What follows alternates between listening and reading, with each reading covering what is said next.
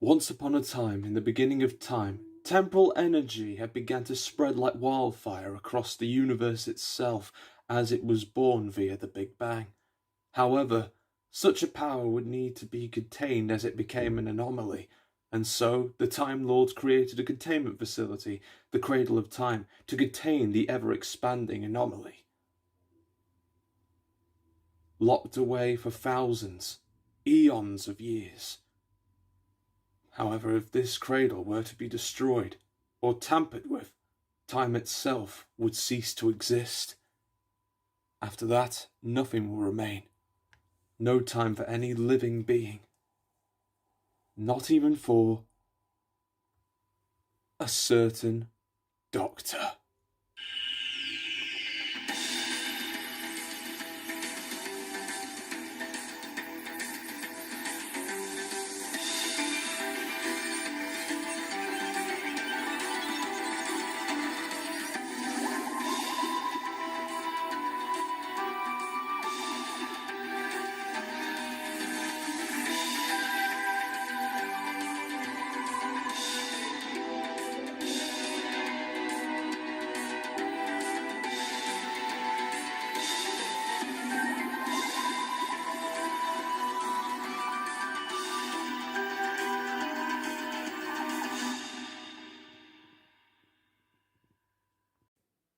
The Doctor, on the verge of regeneration and tired from her forced regeneration and latest encounter with the Master, was taken to an unknown time-space.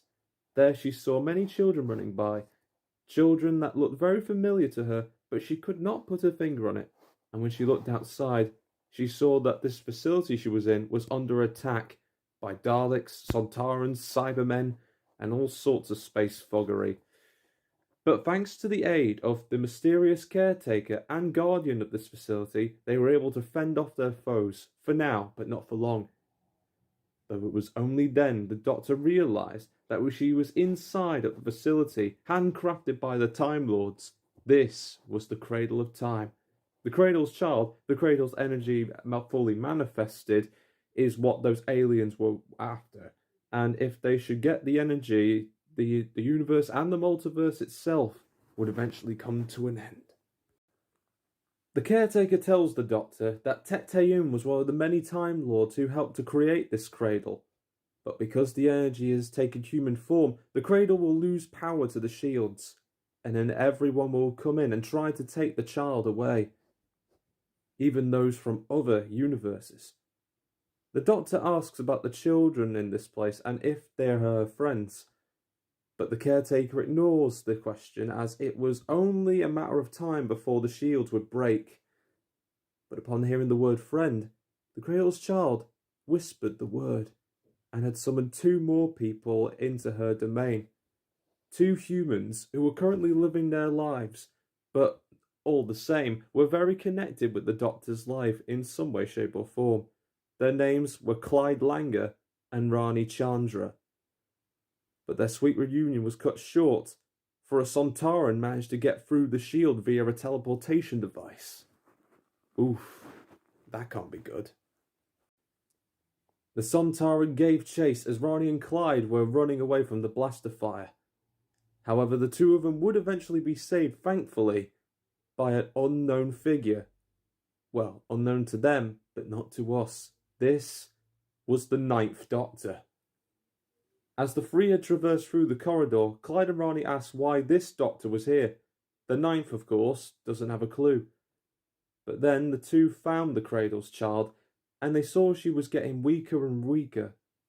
To help her, Rani takes her outside the room, only for a while, and then an alarm sounds, and before long, robots upon robots teleported to get the Cradle's child back.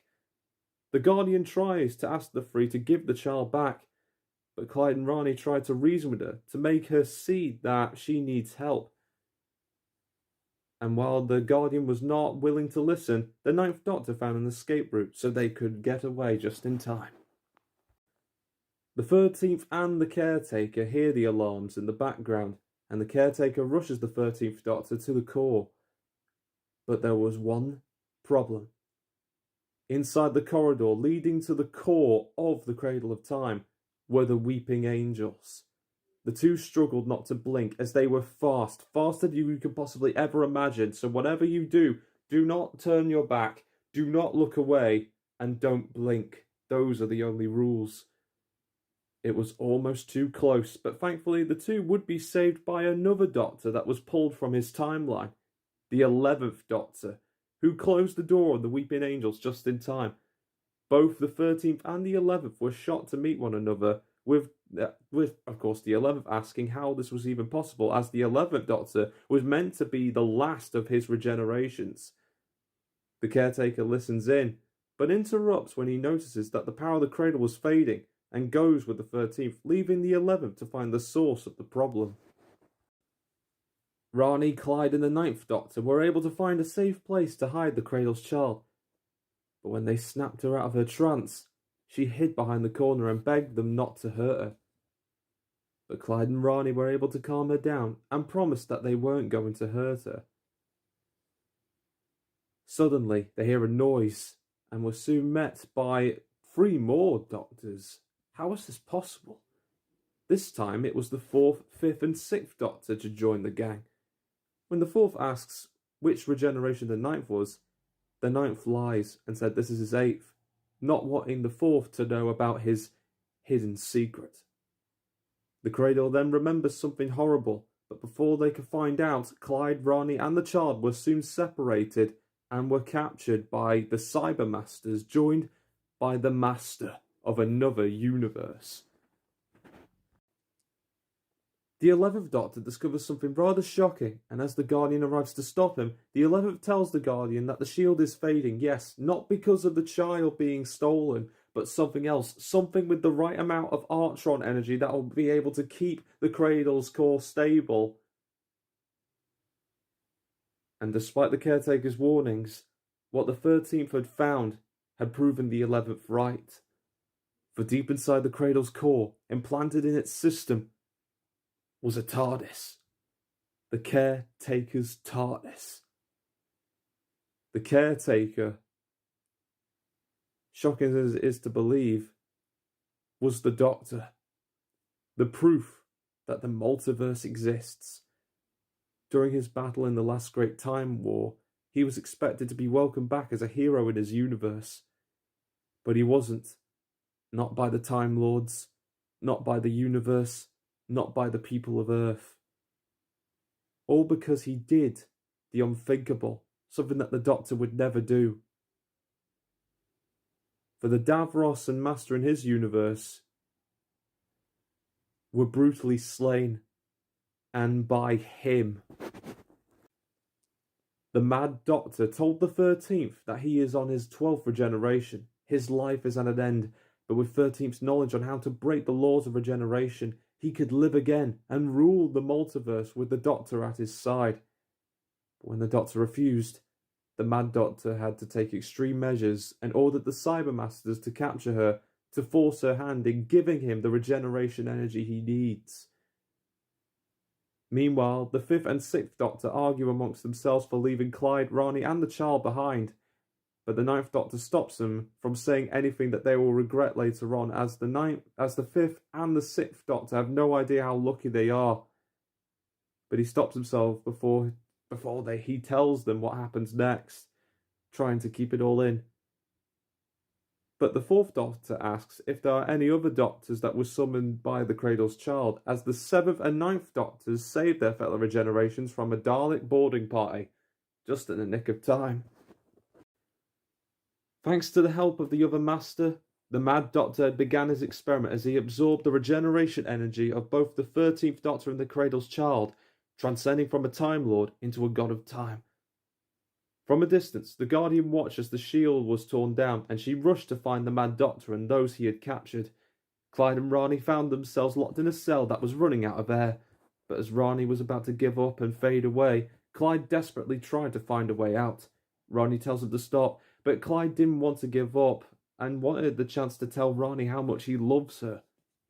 Loves her? In the past, the two have tried to tell each other their feelings, but after Luke and Sanjay's wedding, everything that happened with Sky and the Trickster, and Sarah Jane's death, they didn't get a chance to say anything. But thanks to Joe Grant, Clyde was given a chance to open up to Rani, and in doing so, Rani opened up to Clyde too. Suddenly, a Sontaran opened their cell and began to open fire, but that Sontaran was hit in the probic vents, and the two were saved by none other than the 10th Doctor, also called by the Cradle's child. The Guardian had rescued both the child and the 13th Doctor just in time, shooting the Mad Doctor with a Dalek gun to buy him time, but the Mad Doctor laughed and revealed his plan B. Since he couldn't gain more regenerations or the child's power, he would become a god that would destroy it all. Regeneration energy began to glow within him and absorb the Guardians and then the Cybermaster's regeneration energy to become not a time god, but a time destroyer, the Time Lord victorious.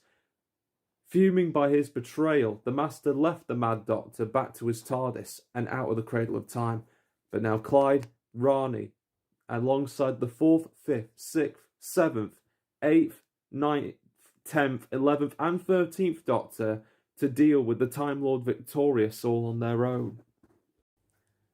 As the 10th, 11th and 6th Doctors provided covering fire, trying not to be vaporised or have their regeneration stolen in the process, the rest of the group tried to get the children of the Cradle out to safety. They were all scared and crying, begging for someone to help them.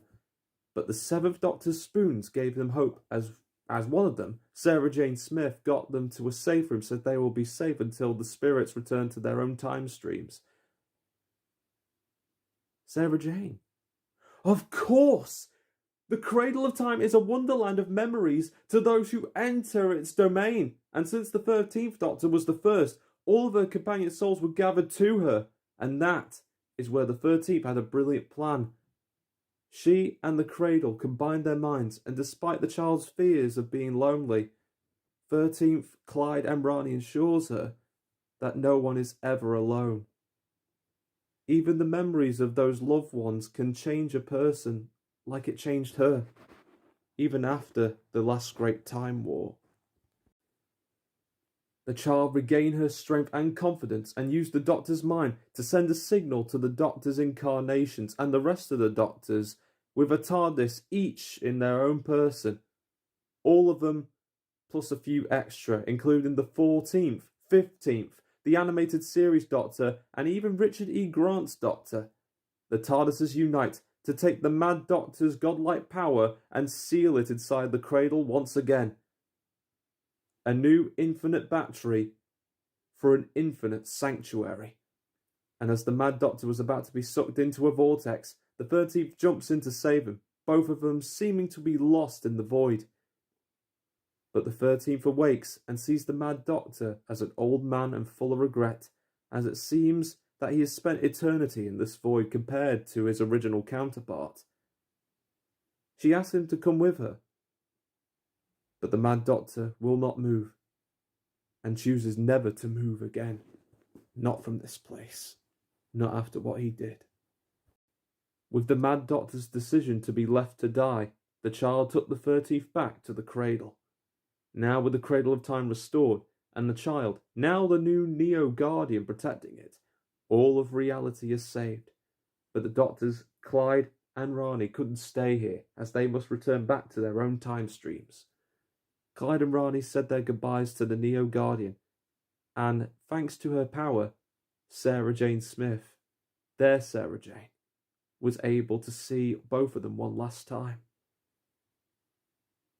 And after one last hug from their Sarah Jane, the two left for their future together.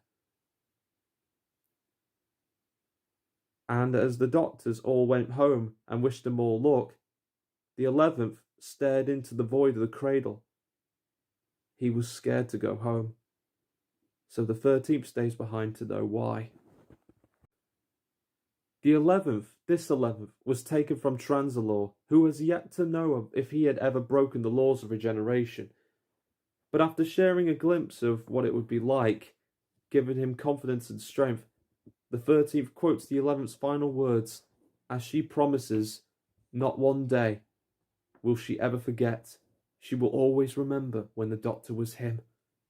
As the 11th heads for the TARDIS, He sees Rory and Amy thanks to the Neo Guardian's power, smiles, and then he leaves. The 13th was the last.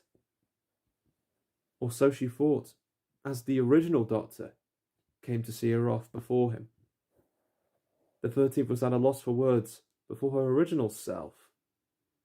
But the first Doctor kindly calmed her down and then told her a few parting words. You must have many questions, but I would prefer you to keep them on your person. We cannot have one knowing about their own future too quickly, now do we? Believe me, I have a grand legacy ahead. But I want yours to mean something, to evolve into something remarkable. With your next incarnation, you will continue to flourish, even more so than an old man in a blue box. His days like crazy paving. One day, I shall come back. Yes, I shall come back. Until then, there must be no regrets, no tears or anxieties. Just go forward in all your beliefs, and prove to me that I am not mistaken in mine. The two Doctors had embraced, and then both left in their own TARDIS. And as they left, the Neo Guardian watched as she witnessed all of the Doctor's regenerations until now, and smiled at what kind of legacy the Doctor will bring with this next incarnation. What will happen in this Doctor's future? Of course, it will get wibbly wobbly, and more timey-wimey in this world, and even the next.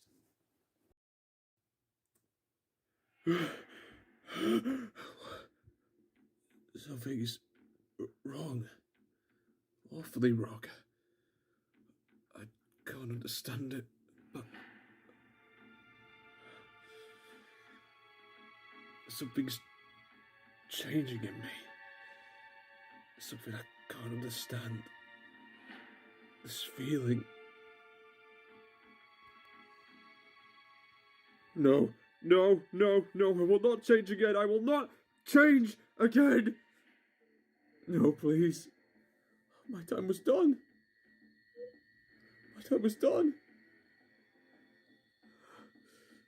No, my recycle was done. Oh no. Here we go again.